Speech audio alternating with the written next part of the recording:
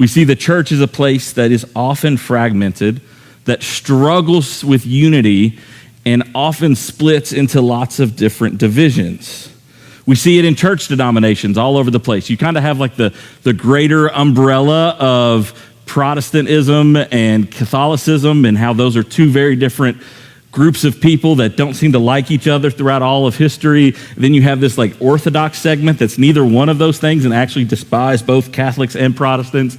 And then just within the Protestants, you got Methodists, you got Baptists, you got Churches of Christ, you've got the Pentecostal movements. You have all sorts of different people. And I do find it interesting that we actually have a lot of those people within our own congregation.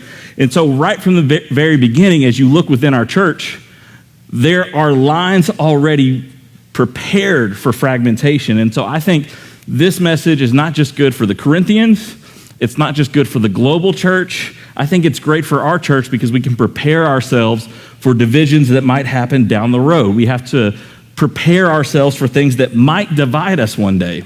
Because as Paul visited the church in Corinth, as he planted that church, this was a church that was ready to split basically from the beginning. This was a church that was built with division after division after division, and it was largely because of the city that it was made up as.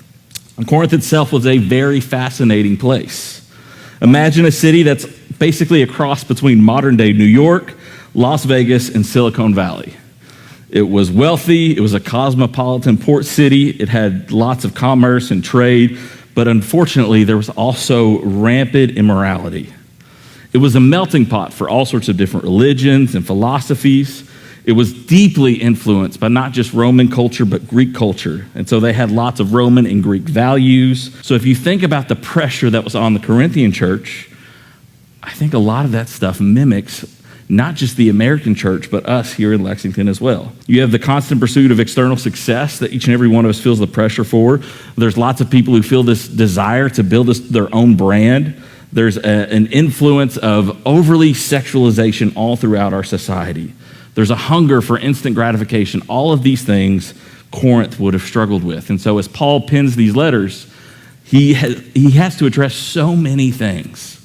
I think there's a reason why 1st and 2nd Corinthians are so long. Of all the letters that he wrote to all the different churches, the Corinthians probably get the most information because they are so easily misguided and divided.